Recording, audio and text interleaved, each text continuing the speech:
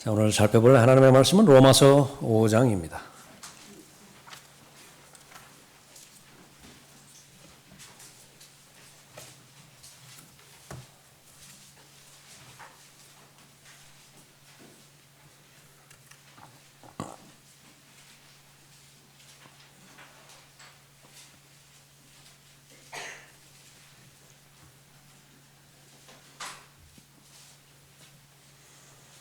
로마서 5장 6절부터 11절까지 받들어 읽겠습니다.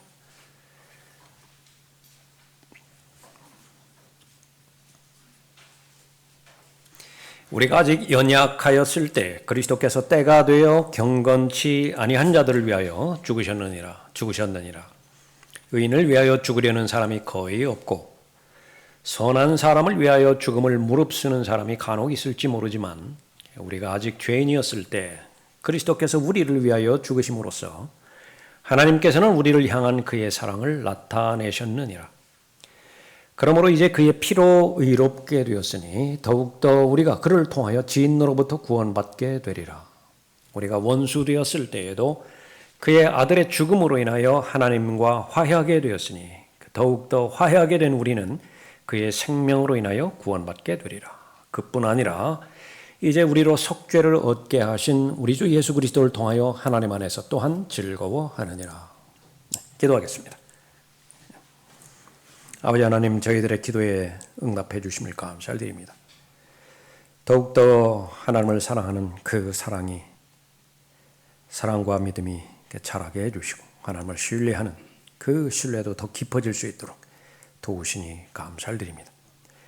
주님 오실 때가 가까워지면 가까워질수록 세상은 더 악해져 가고 있고 또 하나님을 모독하는 그 모독은 그 정도를 더 극심한 정도를 향해서 악화되어지고 있는데 그 가운데서 하나님께서 바라보시는 대상은 믿음을 소유한 소수의 남은 자들입니다.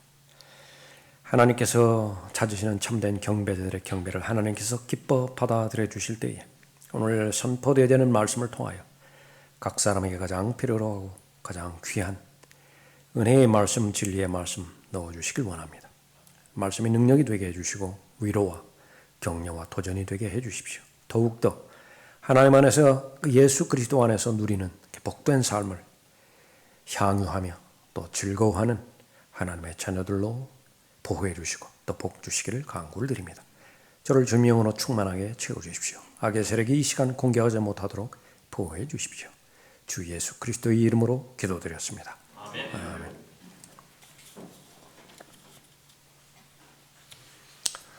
자, 오늘 설교의 제목은 성도가 즐거워하는 이유입니다.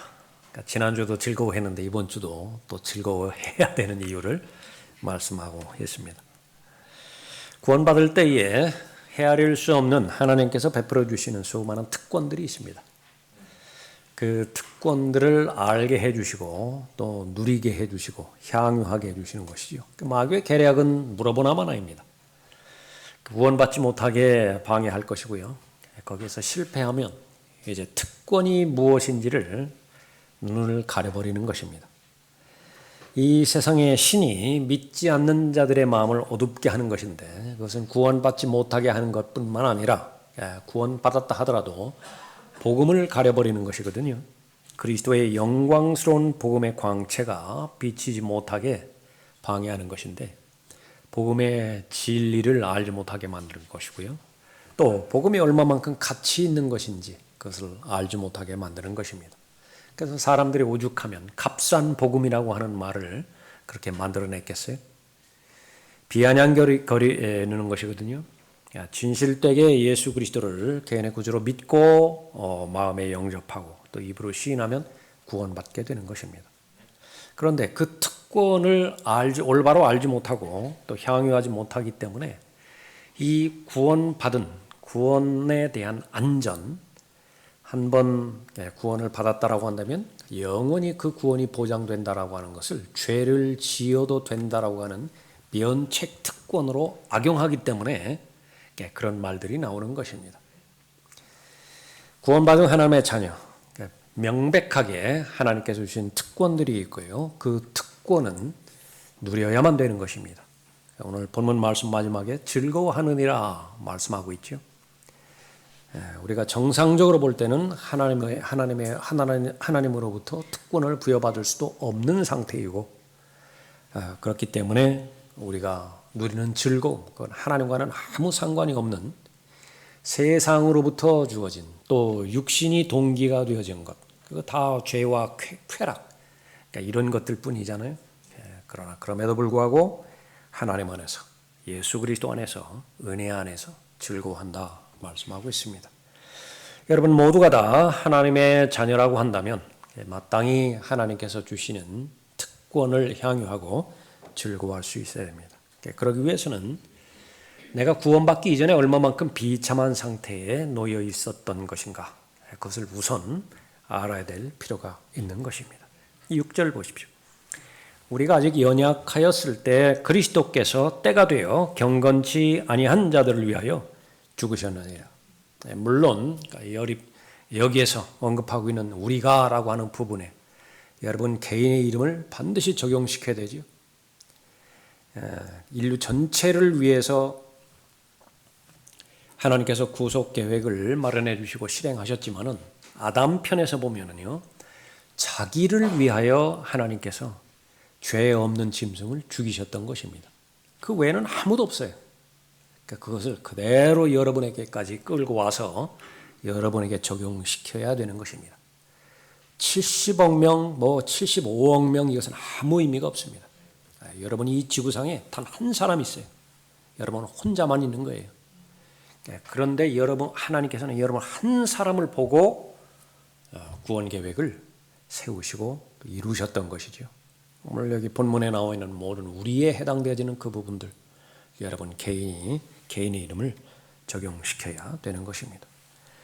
연약하였다 그랬죠. 하나님께서 제일 먼저 우리의 비참한 상태를 드러내주는 것은 무능하다라고 하는 것입니다. 누가 이 세상을 살아가면서 제일 불쌍해 보이죠? 불구자일 것이에요. 우리가 가지고 있는 신체의 기능은 어느 것 하나 무익한 것이 없죠. 다 거기에 유익한 것인데 거기 기능 하나가 마비됐다라고 하는지, 그렇지 못했을 때에 정상적인 삶을 살지 못하는 것입니다. 그 가운데서 보지 못한다라고 한번 생각을 해보세요. 보지 못한다고. 또 하나는 정상적으로 생각하지 못한다라고 한번 생각해 보십시오. 다 능력의 한계를 보는 것이죠. 사람들은 계속해서 능력이 다른 사람보다 출중하다라고 하는 것을 입증하기 위해서 계속 돈을 능력 쌓는 데 투자하는 것이고요. 시간을 바치는 것이죠. 심지어는 없는 스펙마저도 거짓으로 꾸며서 그렇게 제시하는 것이 그 능력 때문에, 이 세상을 살아가는 능력이 가장 중요하기 때문이라고 생각하기 때문에 그런 것입니다.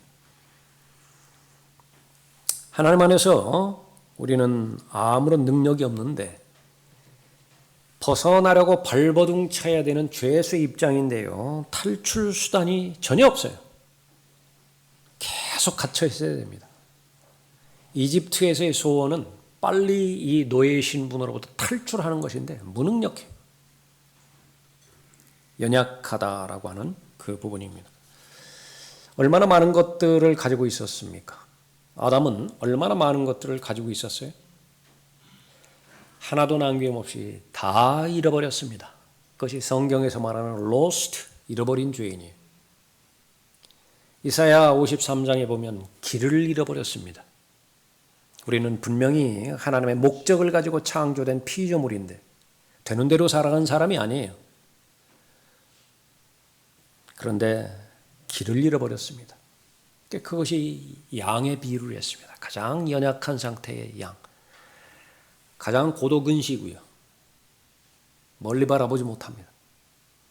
비참한 것은 고집은 가장 세요. 그렇기 때문에 자기 보호를 스스로 할 수 없고 모든 것들을 다 잃어버린 죄인을 상징하고 있는 것인데, 자기 자신의 능력으로는 어떤 것도 되찾을 수 없습니다. 자신을 변화시킬 능력이 전혀 없는 것입니다. 죄와 죽음에서 벗어날 수 없고요. 마귀에게 저항할 수 없습니다. 지금 가스라이팅이라든지 이렇게 그런 것들 많이 하죠. 지금 JMS 정명석입니까? 어떻게 그런 일들이 일어날 수 있죠? 아무리 영적인 영역에 적용을 시켜본다 하더라도 참 이해가 될 수 없는 그런 부분들이 있습니다.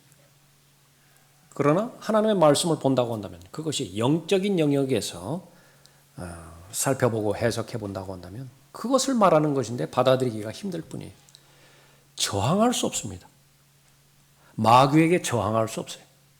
그래서 마귀에게 사로잡혀 있고 마귀에게 붙잡혀 되어 있고 마귀에게 점유당해져 있는다라고 한다고 한다면 그것이 무슨 고위 관리가 거기에 포함이 되어 있든 박사가 거기에 포함이 되든 무슨 교수가 거기에 포함이 되어 있든 그것은 부질없는 저항인 것입니다. 어떤 방식으로든 하나님을 기쁘시게 해드릴 능력이 없어요. 가정에서 가장 기쁨의 대상이 무엇이죠? 자녀가 출생했을 때 아닙니까? 그거보다 더 기쁜 일이 어디 있어요? 태어났다라고 하는 사실이 가장 기쁘게 만드는 것입니다. 그러니까 태어난 것만큼이나 계속 변화가 있을 때 그 기쁨을 다른 기쁨과 비교할 수 없죠. 그러나 거듭나지 못한 죄인, 모든 것을 잃어버린 죄인, 연약하다라고 말씀하셨는데 율법을 지킬 힘도 없고요. 선을 행할 능력도 없습니다. 스스로 힘으로 하늘나라에 갈 수 없는 것은 물론이고 잃어버린 바 되어서 미아가 되어버렸죠. 혼자의 힘으로는 집을 찾아갈 능력이 없어요. 계속 방황합니다. 그리스도인이 구원받으면 성령께서 예수 그리스도를 영접하는 순간에 죽은 영을 살려주시는 것이죠. 동시에 죽은 영이 거듭났을 때에 천상에 앉혀주십니다. 천상에 누가 계시죠? 예수 그리스도가 계시는 거예요. 내가 예수 그리스도 안에 있고 그리스도 안에 내가 있죠. 예수 그리스도 하늘나라에 있기 때문에 그분 안에 내가 있는 것입니다. 천상에 내 영은 앉혀져 있다고요. 내 영이 육신의 몸을 떠날 때에 교통사고로 떠날 수 있죠. 암으로 떠날 수 있죠. 그럴 때에 나는 방황하지 않습니다. 왜 그렇죠? 내 영이 앉혀진 곳이 있다고요. 그곳을 향해서 가는 거예요. 그러나 거듭나지 못한 죄인은요. 방황해요. 어디로 가죠? 마귀가 끌어당기는 대로 지옥으로 갈 수밖에 없는 것입니다. 죄인은 경건치 않은 사람이에요. 6절 다시 보십시오. 우리가 아직 연약하였을 때 그리스도께서 때가 되어 경건치 아니한 자들을 위하여 죽으셨느니라. 경건치 않다. 경건하다 그러면 하나님에 관련된 말입니다. 하나님 God is God, godly. 거기에다가 앞에 on이 붙었습니다. ungodly. 하나님은 없는 상태예요. 그래서 경건치 않다라고 하는 것은 오전 시간에도 잠깐 살펴봤지만은 도덕적으로 문란하고 더럽혀진 것, 그것만이 본질적으로 말하는 것이 아닙니다. 깨끗하게 살 수 있어요. 종교적으로 잘 소재가 되어질 수 있습니다. 그러나 하나님께서는 그러한 사람을 경건하지 않은 자라 그렇게 불러줄 수 있습니다. 부르시는 것이지요. 그 사람은 누구냐? 하나님 없는 사람이에요. 다른 것들은 다 있는데 하나님이 없어요. 경건치 않은 사람인데 바로 그것이 구원받기 이전에 잃어버린 죄인이 그런 사람이었습니다. 다른 것들은 다 가정하는데 하나님은 없을 것 같아요. 근거는 무엇이죠? 없어요. 어떤 근거도 없이 막연하게 주는 생각인데요. 나중에 알고 봤더니 그 출처가 마귀로부터 나온 거예요. 근데 그것을 인지하지 못할 뿐입니다. 하나님 없는 인생을 사는 사람이고 하나님의 법과 하나님의 뜻에 관해서는 철저하게 무관하게 사는 삶을 살아가는 사람입니다. 당연하게 하나님 두려워하지도 않죠. 하나님 경외하지도 않는 사람들입니다. 그 대신에 신이 누구냐? 자기 자신이 신이 되어버렸어요. 자신 마음대로 행하고 또 자신의 욕망과 그 욕구를 실현하는 것이 이 지상을 살아가는 삶의 목적이 되어져 버리는 것입니다. 구원받기 이전에 나는 누구였는 것인가? 죄인이라고 말씀하셨는데 8절 보십시오. 우리가 아직 죄인이었을 때 그리스도께서 우리를 위하여 죽으심으로써 또 하나님께서는 우리를 향한 그의 사랑을 나타내셨느니라. 죄인, 죄에 대해서 여러 가지 설명을 하고 있죠. 그 가운데 본문에서 말하는 죄, 관역에서 벗어난 상태를 말하는 겁니다. 활을 쏘는 사람, 궁수라고 하죠. 궁수가 활 시위를 힘껏 당깁니다. 마구 쏘아대는 것은 없죠. 분명히 목표가 있고 그 목표는 관역입니다. 신중하게 쏘았는데 관역에서 벗어나 버렸어요. 그것이 죄라고 정의를 합니다. 하나님의 거룩한 수준이 있어요. 하나님의 순결한 기준이 있습니다. 그러니까 여기에 다 못 미치는 것이 짧아요. short. 얼마만큼 짧은 것이냐? 그건 하나님과는 아무 관계가 없습니다.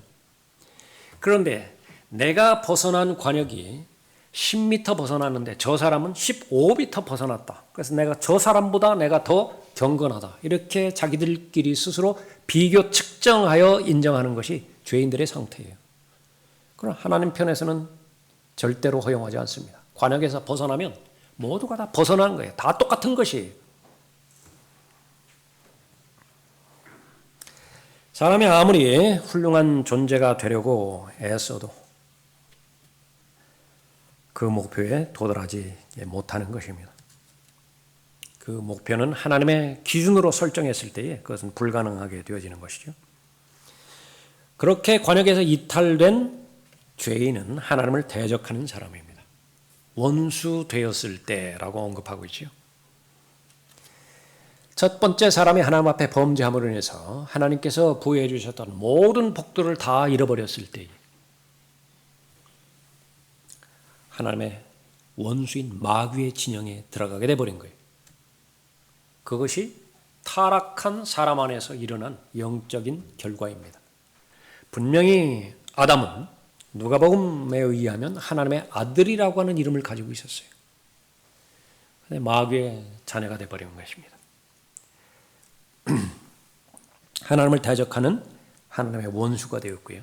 그 이후로 태어난 모든 사람도 같은 저주받은 신분으로 연좌제에 다 걸려버린 거예요. 모두가 다 똑같은 DNA를 가지고 바이러스를 가지고 계속 출생하는데 끝이 없어요. 한도 없어요. 이해가 되어지지 않는 부분. 어릴 때에 수두에 걸렸는데 그것이 40년, 50년 지나가서 어떻게 그것이 활동을 하는 것이죠. 저는 그게 잘 설명이 안 돼요. 물론 뭐 여러 가지 설명을 하더라고요. 뭐 신경절에 그 바이러스가 있다가 뭐 면역 체계가 약해졌을 때 그것이 한다고.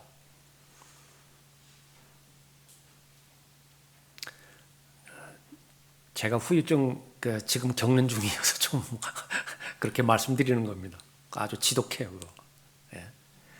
그런데 그거보다 비교할 수 없이 지독한 것이 죄라고 하는 바이러스예요. 그대로 다 전달이 되어지는 것입니다.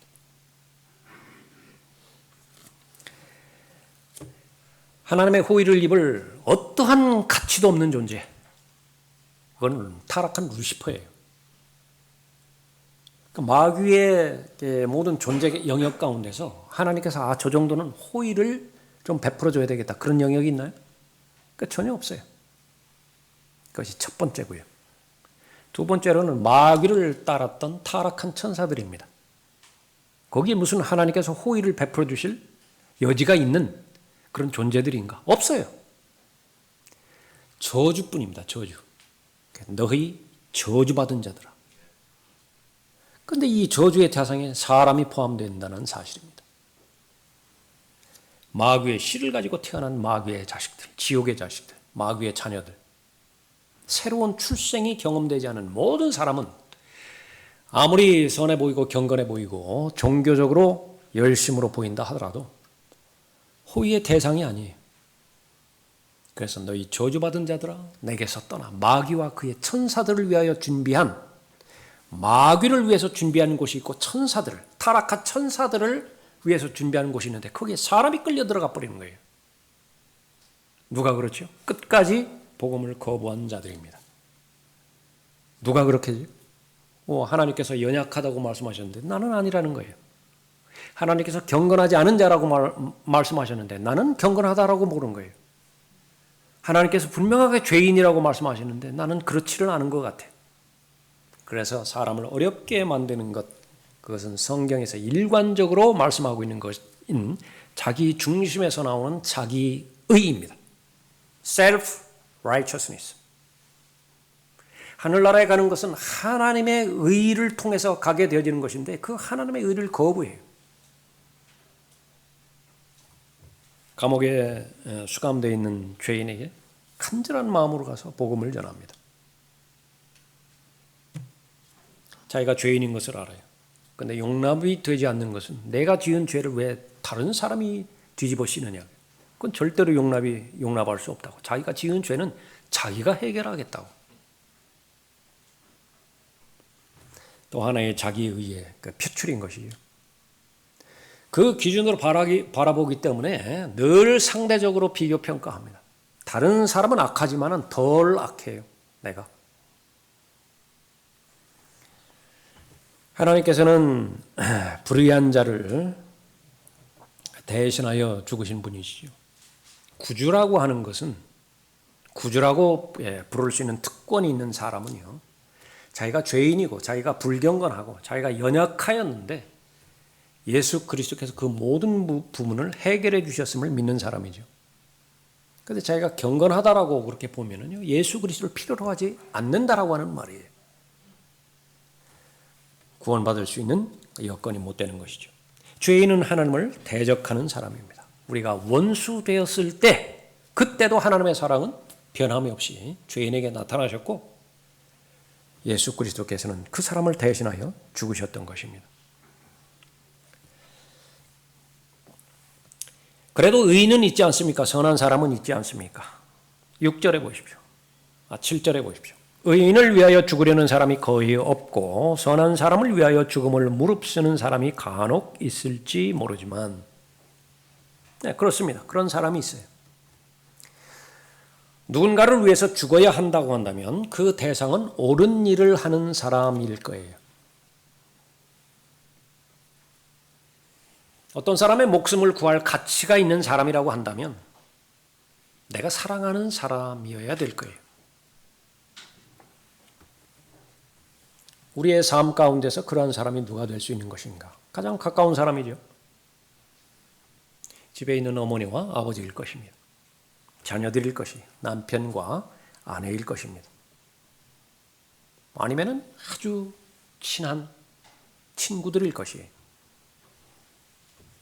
주저하지 않고 저 사람을 위해서라고 한다면 내가 내 생명을 내어놓을 수 있겠다. 간혹 있을 수 있다라고 하는 부분입니다. 여러분이 사랑하는 아들과 함께 식사를 하러 식당에 들어갔는데 갑자기 총을 든 괴한이 들어와서 주변에 있는 사람들을 쏘기 시작했다. 그러면 내가 처할 조치는 무엇이냐? 현실이라고 한다면 어떻게 해야 되는 것인가? 그런데 이런 일이 똑같이 미국의 일리노이주 휘튼에서 일어났어요. 제임스 F. 키드라고 하는 사람인데 포크 브레드에 있었던 이탈리안 레스토랑에 아들과 함께 식사하러 들어갔습니다. 갑자기 총을 든 사람이 들어와서 무작위로 손님들을 쏘기 시작했습니다. 그 사건이 끝난 다음에 11명이 총상으로 죽었어요. 거기에 제임스 키드도 포함이 되어 있습니다. 그 죽은 상황을 보았더니 그 아들을 보호하기 위해서 아들을 품에 안고 그 등으로 그 모든 총알을 다 막아냈던 것입니다. 그런 사람이 제임스 F. 키드라고 하는 사람입니다. 광산에서 석탄을 캐던 광부의 이야기인데요. 붕괴되었습니다. 두 사람이 갇혔는데 생명이 유지되기 위해서는 산소 마스크를 써야 돼요. 그러나 하나가 고장이 났습니다. 정상적으로 기능을 다하지 못합니다. 한 명의 광부는 미혼이었고요. 한 명의 광부는 결혼을 한 사람이었습니다. 이거 네가 가져. 너에게 아내와 자녀가 있잖아. 나는 아무도 없으니까 내가 먼저 갈게. 너는 살아남아야 돼. 그러니까 이런 사람도 있는 것입니다. 군인들 서로에게 서로를 믿고 신뢰하고 또 그 전투력을 그렇게 기른 그 군인들, 이런 예는 많이 있죠. 또 오래된 시간이 오래된 그런 그 부분 같지만은 강제구 소련 같은 사람 이야기를 알 것입니다. 수류탄이 터졌는데 동료들을 살리기 위해서 그것을 덮친 것이죠. 예. 그러나 많지는 않습니다.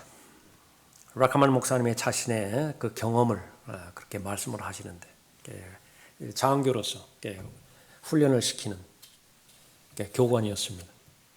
수류탄 그 강의를 하는 것인데, 수류탄이 그렇게 잘못 손에서 미끄러졌을 때 제일 첫 번째 원칙 뭐겠어요? 무조건 덮치는 것이 아니라 헬멧을 벗어가지고 헬멧으로 감싸주시면 그렇게 하라는 겁니다. 근데 그건 거의 불가능해요. 그렇게 가까운 거리 있지도 않고. 그 다음에는 이제 어차피 모두가 다 다쳐야 되니까 한 사람이 그것을 이제 덮어야 된다고 하는데, 모의 수류탄, 막 피식하고 막 연기만 그렇게 불꽃만 그렇게 나는데, 그 모의 수류탄이고 훈련을 하는 것인데, 그것을 이제 갑자기 터트려 놓는 거예요. 그런데 단 한 번도 그 수류탄을 덮치는 경우를 보지를 못했다고 합니다. 다 나 살기 바빠가지고 다 내빼버리는 거예요. 모의 수류탄인데도 그런 거예요. 실제 수류탄이 아니라. 탁월한 하나님의 사랑, 탁월한 하나님의 자비, 그것은 무엇을 말하는 것이냐? 그런 사람이 간혹 있다 하더라도 이 세상 사람 가운데서 원수를 위해서 죽는 사람은 존재하지 않는다라고 말씀하는 것이죠. 8절에 보십시오. 우리가 아직 죄인이었을 때 그리스도께서 우리를 위하여 죽으심으로써 하나님께서는 우리를 향한 그의 사랑을 나타내셨느니라. 예수님은 친구들을 위해서 죽으신 것이 아니에요. 자신에 대해서 적개심을 갖고 자신을 죽이려고 살의를 품었던 사람들이 있습니다. 그 사람들을 정면에 내세운 것이 바로 로마 군인들이고 바리새인들이고 종교 지도자들이었을 뿐이에요. 누가 예수 그리스도를 죽였는가? 이 질문에 대해서 여러분 마음 깊은 곳으로부터 내가 예수님을 죽였습니다. 그 답을 하나님 앞에 드린 사람들이죠. 다른 사람이 아니에요. 내가 예수님을 죽인 사람이에요. 나만큼 하나님에 대해서 대적관계에 있었던 사람도 없고, 나만큼 하나님에 대해서 무관심하고 오로지 나 중심적으로 살았던 사람도 없는 것입니다. 이 육신이 그대로 남아있는 동안에, 들림바다 올라갈 그때까지 이 육신의 감옥이라고 하는 곳에서 현실적으로 살아남는 동안에 끊임없이 확인하는 것이 나는 얼마만큼 예수 그리스도를 배반한 사람이고, 끊임없이 예수 그리스도를 이용하는 사람이고, 나는 끊임없이 예수 그리스도로부터 벗어나 도망가려고 발버둥 치는 사람인 것인가, 그것을 뼈저리게 느낄 거예요. 사람이 그렇게 강하지 않습니다. 하나님 말씀대로 연약하고요, 배신하기를 밥 먹듯이 하고, 3번 저주하면서 맹세하면서까지 그 예수 그리스도를 그 부인한 베드로라고요? 그 양반이 3번 부인했잖아요. 3번. 그 다음부터는 부인하지를 않았다고 우리는 다 알고 있죠. 나 자신은 어때요? 몇 번이나 부인했습니까? 그럼에도 불구하고 죄인들을 위해서 죽으셨고, 경건치 아니한 자들을 위해서 죽으셨고, 무능한 자를 위해서 죽으셨던 것입니다. 자기 아들을 살리기 위해서 자신이 총알을 받은 제임스 키드라고 하는 그 사람, 바꿔놓고 자신을 죽이려고 하는 사람, 그 사람을 위해서, 그 사람을 살리기 위해서 그런 행동을 할 가능성이 있었는가? 강제구 소련 같은 사람, 자신의 전우를 살리기 위해서 수류탄을 덮쳤는데, 그러나 적에 의해서 계속해서 고문을 가하고 빨리 죽었으면 하는 그런 심정까지 막 몰아쳤던 그런 원수를 살리기 위해서 수류탄을 덮칠 그런 군인이 존재할 수 있는 것인가? 그건 불가능해요. 그런 사람은 없다고요. 예수 그리스도는 바로 그런 불가능한 하나님의 사랑을 보여준 것입니다. 세상은 하나님에 대해서 불평하죠. 그 불평은 점점 더 드러납니다. 하나님이 살아 계시다라고 한다면, 하나님이 사랑이시라고 한다고 한다면 이 세상이 이렇게 미쳐 돌아갈 수 있는 것인가? 본인들이 해놓고 다 하나님 탓으로 돌리죠. 그러나 그것이 받아들여진다 하더라도 하나님의 사랑에 대해서 의심하고 하나님의 사랑을 믿지 못한다고 한다면 오늘 본문 말씀은 한 곳을 가리킵니다. 갈보리예요. 갈보리를 보라. 갈보리에서 일어난 사건을 다시 한번 살펴보라. 연약한 자들을 대신하여 죽으셨고 원수를 대신하여 죽으셨고 하나님의 심판과 하나님의 저주를 마땅히 받아야 되는 하나님의 호의라고는 어떠한 호의도 받을 자격이 없는 그런 죄인을 위해서 죽으신 하나님이 죽으신 그 자리인데 그 나타난 하나님의 사랑과 비교해서 그것보다 더 가치 있는 사랑을 어디에서 찾을 수 있겠는가?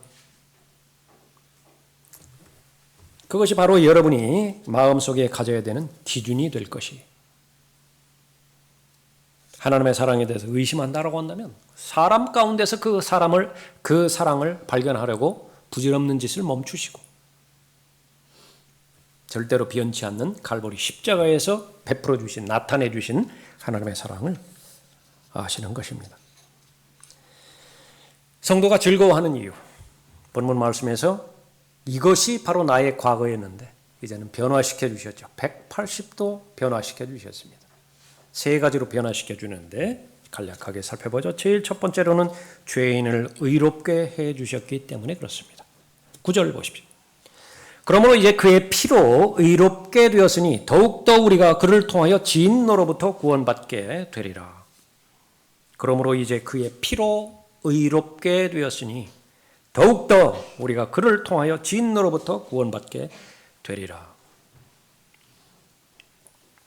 법정에서 무죄 선고가 내려지는 것을 의미한다고 살펴봤죠. 하나님께서 죄인을 정상적인 사람으로 정당화시켜주는 선언입니다. 예수 그리스도께서 죄인을 위해서 십자가에서 자신의 혼을 속죄제물로 바치신 희생을 근거로 해서 아무렇게나 의롭다고 죄가 없다고 선언하신 것이 아니라 혼의 속죄제물로 바쳐주신 예수 그리스도의 희생을 근거로 해서 의롭다고 선언하신 것입니다. 믿음으로 말미암아 은혜로 구원받는다라고 하는 그 교리의 가장 기본적인 기초를 형성하는 것이 의롭게 되는 것이죠. 하나님께서 의롭다고 선언하신 것입니다.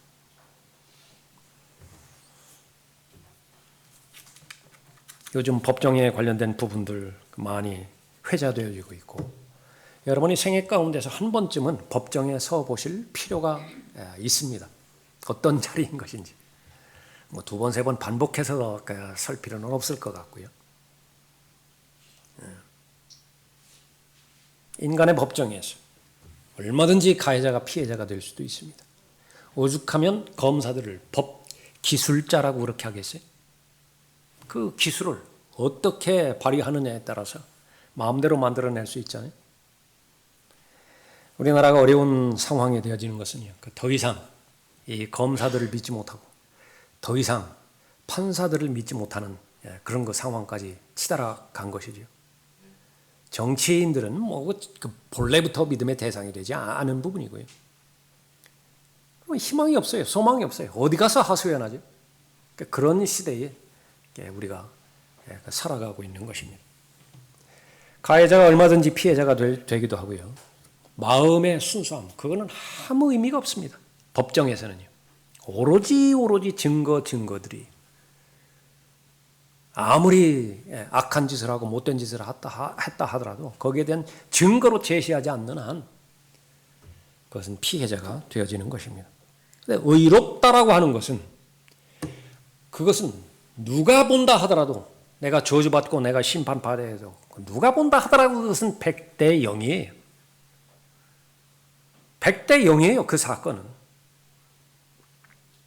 검사도 알고 변호인도 알고 판사도 알고 거기에 방청하는 모든 방청객들도 다 아는 것인데 갑자기 판결이 거꾸로 뒤집어서 나오는 것입니다. 의롭다라고 선언하는 것입니다. 그것이 인생 가운데서 이루어지는데 그 법정 선포의 그 효력이 영원히 지속되는 거예요. 영원히 지속되는 것입니다. 어떻게 의롭게 되었는 것인가? 하나님의 은혜로 의롭게 되었다라고 말씀하십니다. 세 가지로 의롭게 되어지는데 하나님의 은혜로. 이는 모든 사람이 죄를 지었으므로 하나님의 영광에 이르지 못하다가. 여러분이 잘 알고 계시는 말씀이죠. 무엇을 말하려고, 무엇을 강조하려고 이 말씀을 하신 거예요? 모든 사람이 죄를 범하였으므로, 모든 사람이 죄를 지었으므로 하나님의 영광에 이르지 못하다가. 하나님의 영광은 뭐예요? Justified. 죄가 없다. 죄가 없는 사람만이 하늘나라로 들어갈 수 있습니다. 하나님의 영광에 이르지 못해요. 그리스도 예수 안에 있는 구속을 통하여 그의 은혜로 값없이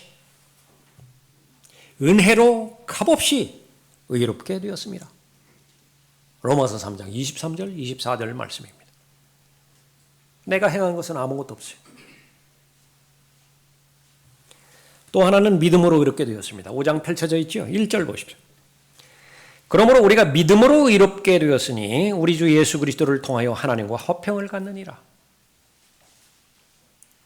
믿음으로 의롭게 될 수 있습니다. 갈보리 십자가에서 예수 그리스도의 보혈을 원료로 해서 백신이 만들어졌죠. 어떠한 철학도 어떤 종교도 어떠한 인간의 행위도 해결할 수 없는 그 죄라고 하는 바이러스를 예수 그리스도의 보혈을 근거로 해서 치료할 수 있는 그 치료 효과는 3개월, 1년이 아니에요. 영원히 지속되는 것입니다. 단번에 영원히 그 효력을 발휘할 수 있는 백신이 만들어진 것이지요. 접종만 하면 돼요. 접종만. 안 맞으려고 한다. 여러 가지 이유가 있죠. 그 접종을 맞으면 이젠 죄 문제가 해결되기 때문에 이상하게 들릴지 모르지만은 더 이상 죄를 갖고 놀 수가 없어요. 더 이상 죄를 사랑할 수도 없고요. 죄에 대한 쾌락의 그 절정을 이제 다시는 보지를 못해요. 삼손에게는 그게 누구였죠?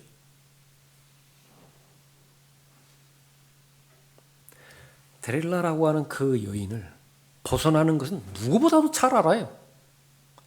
계속해서 망해가고 있다는 사실도 삼손은 모르는 것이 아니에요.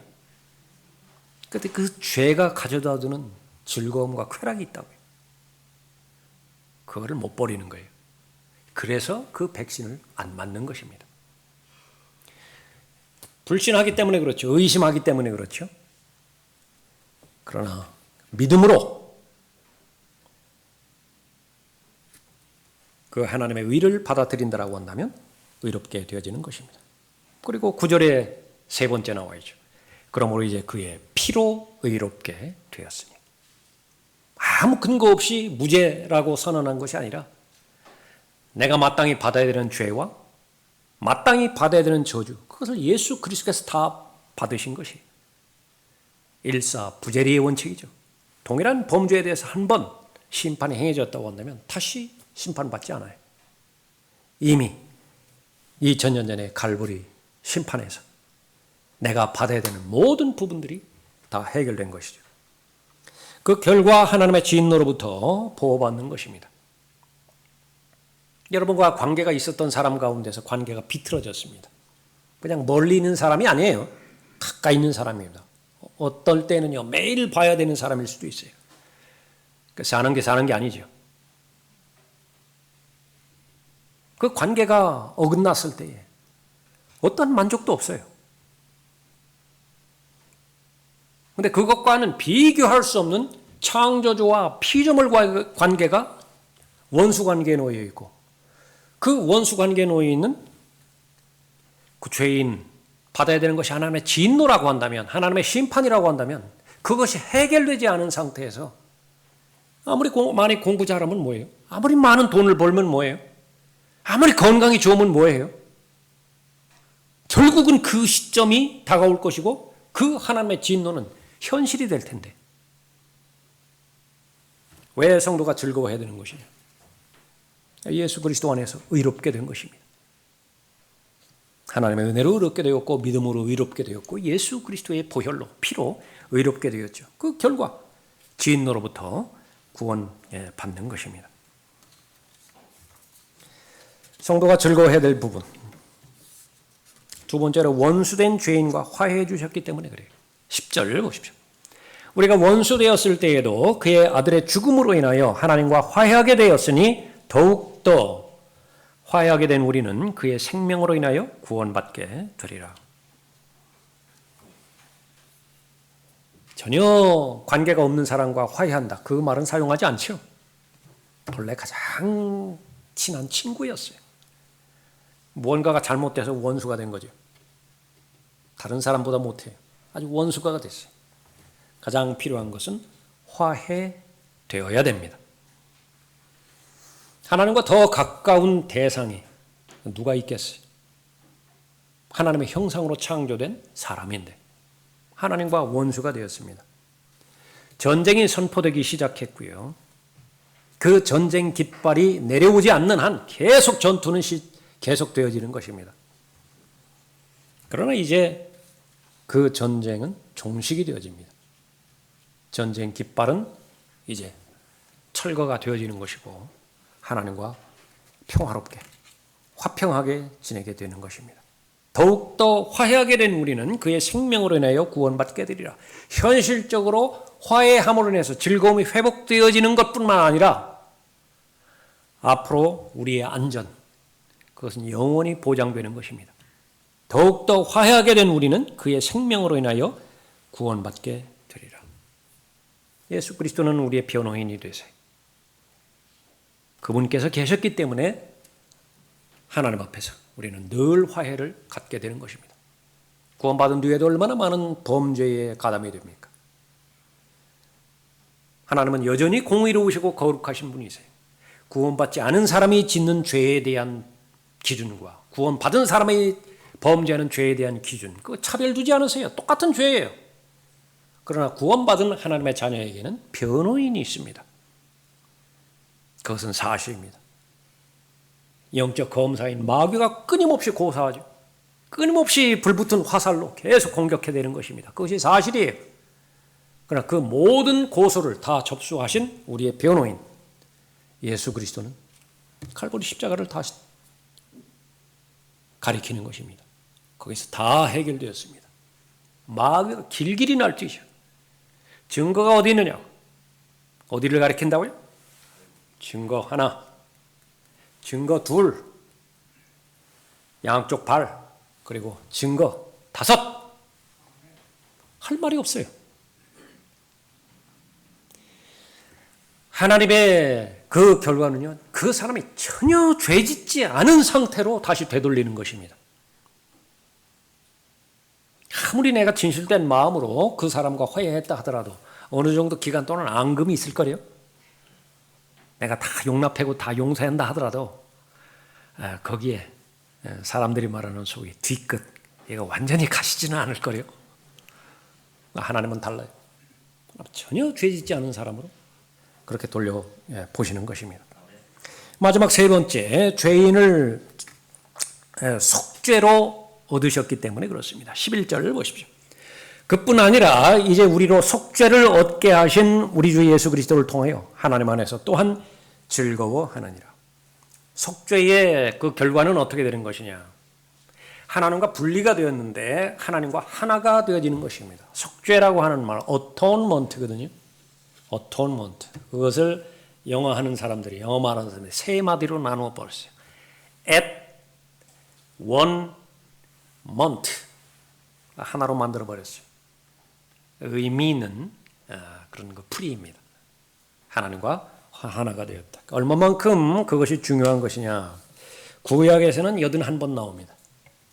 속죄라고 하는 그 부분이. 죄를 지으면 하나님 앞에 하나님과 단절이 되어 버리지요. 그러면 다시 하나님과 합해질 수 있는 방법을 특별히 레위기에서 자세하게 구체적으로 제시해 주실 거예요. 그 방법대로 동화합니다. 속죄 제물을 바치죠. 죄 때문에 바쳐야 되는 속죄 제물을 바치는 것입니다. 그것이 속죄예요. 신약에서는 단 한 번 나옵니다. 속죄라고 하는 말이. 히브리서에서 속죄 제물, 혼의 속죄제 이런 말들이 나지만 그것은 다 구약 용어이고요. 어톤먼트라고 하는 말은 이 로마서 5장 11절에 단 한 번 그렇게 나오는 것입니다. 가해자가 있고 피해자가 있죠. 둘이 화해하기 위해서는요, 가해자가 값을 지불해야 됩니다. 우선 용서를 빌어야 되죠. 말로 끝나지 않는 그런 관계도 있죠. 반드시 비용을 지불해야 됩니다. 그런데 그것이 시작이 안 됐다. 그러면 판사는요, 시작을 못해요. 두 사람 사이에 화해의 시작이 첫 단추가 끼워져야 그 다음에 진행이 될 텐데 화해 자체가 지금 진행이 안 된다. 그러면 재판이 진행이 안 되는 것입니다. 그냥 형량만 언도될 뿐이에요. 가해자는 누군가요? 아담이라고요. 피해자는 누구죠? 하나님이세요. 하나님이 괜히 선악과 만들어 놔가지고서 그 아담이 그렇게 피해 본 겁니까? 사람들은 그 논리를 펴는 것이지만 가해자는 100% 아담입니다. 가해자는 누구예요? 100% 여러분이라고요. 값을 지불해야 될 대상은 하나님이 아니라 내 쪽에서 화해를 시도를 해야 되고 그 화해에 해당되는 값을 지불해야 되는데 능력이 안 되잖아요. 교통사고를 내놨는데 100% 가해자인데 피해자에게 변상을 해야 되는데 그다음에 가진 게 없어요. 그거 딱하죠. 그런 처지가 너무 딱한 사람 몇 번 보잖아요. 그것을 무한 확대한 것이 죄인의 상태입니다. 죄 문제를 해결하기 위해서 하나님과 화해하기 위해서 내가 지불해야 될 값은 무엇이냐? 없어요. 그런 그 대상을 가지고 있지 않다고. 유일하게 하나님의 피만이 죄 없는 하나님의 거룩하신 피만이 죄 문제를 해결하고 하나님과 화해할 수 있는 것인데 내 안에는 내가 가지고 있는 피는 온통 더러운 피라고요. 온통 가증스러운 피밖에 없다고요. 그거 가지고 뭘 해요? 변칙을 사용하죠. 열심히 교회 다니는 거예요. 열심히 돈을 내기도 하고 열심히 봉사와 무슨 섬김을 하기도 하고 그런 것으로는 불가능하다. 그런 것은 값이 안 되는 거예요. 있을 수 없는 일이지만 가해자가 그것을 대줬어요. 가해자가 변상해 줬다고요. 그러니까 내 쪽에 와서 내가 지불해야 될 그 값을 대신 내주신 것입니다. 하나가 된 거예요. 속죄입니다. 그뿐 아니라 이제 우리로 속죄를 얻게 하신 우리 주 예수 그리스도를 통하여 하나님 안에서 또한 즐거워하느니라. 여러분은 이 즐거워하느니라의 그 대상 안에 들어오셨습니까? 문제는 그렇다고 한다면 나는 지금 즐거워하고 있는 것인가? 무엇을 즐거워하고 있죠? 하나님의 허락하심 가운데서 세상에서 주시는 것, 그거 가지고 즐거워할 수 있습니다. 또 내 스스로 노력해서 얻는 업적, 그거 가지고 즐거워할 수도 있죠. 좋은 거예요. 그러나 가장 근본적인 것은 그것들이 의미가 있기 위해서는 있을 수 없는 상황 가운데서 내가 연약했고 내가 원수였고 내가 죄인이었을 때 예수 그리스도께서 그러한 말도 되지 않는 나를 대신하여 죽으셨고 그것이 근거가 되어서 하나님께서 나를 의롭다고 여기셨죠. 하나님께서는 그 속죄를 이루셨습니다. 구약에서는 사람들이 행위를 통해서 속죄를 이루어갔지만은 본문에서 나오는 속죄는요. 예수 그리스도께서 완성해 놓으시고 우리 보고 받으래요.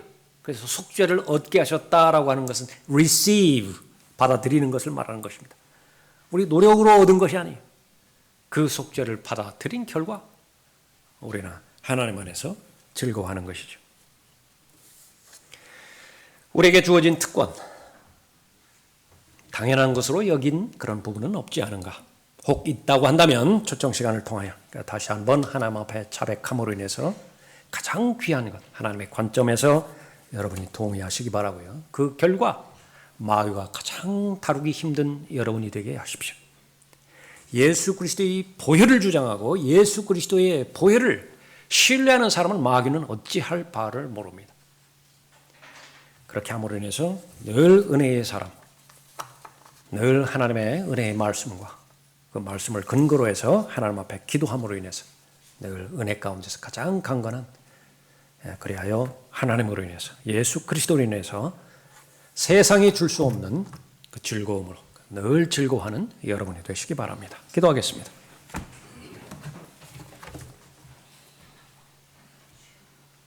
아버지 하나님, 다시 한번 베풀어 주신 은혜와 구원에 대해서 감사를 드립니다. 저희들의 마음을 늘 하나님의 말씀에 또 진리에 비추어 봄으로 인해서 하나님 보시기에 얼마나 가치 있는 구원이고 하나님의 의롭다라고 하신 선언이 얼마나 귀한 것인지, 이 믿음이 없는 이 라오디케아 마지막 시대에 너무나 당연하게 여겨지는 그러한 오류를 범하는 사람이 단 한 사람도 없도록 하나님께서 잘 보호해 주시길 원합니다. 매일매일마다 지켜주시고 최상의 길로 인도해 주신 하나님의 은혜에 마음으로부터 우러나오는 감사를 표명하는 초청 시간이 되어줄 수 있도록 인도해 주시길 원합니다. 주 예수 그리스도의 이름으로 기도드렸습니다. 아멘. 다 같이 일어나시겠습니다.